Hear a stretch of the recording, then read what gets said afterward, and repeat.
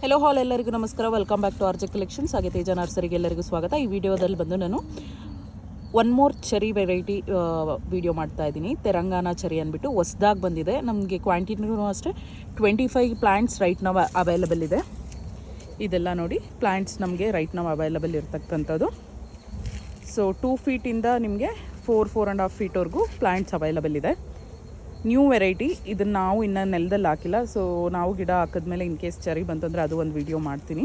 But it will take time. Minimum 6 months ಆದರೂ time ಹಿಡಿಯುತ್ತೆ.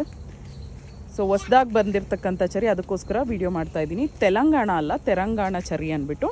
So ಇದರದ್ದು ಡೀಟೇಲ್ಸ್ ಎಲ್ಲ ಡಿಸ್ಕ್ರಿಪ್ಷನಲ್ಲಿ ಕೊಟ್ಟಿರ್ತೀನಿ. ಯಾರಿಗಾದ್ರೂ ಬೇಕಂದರೆ ಚೆಕ್ ಮಾಡಿ.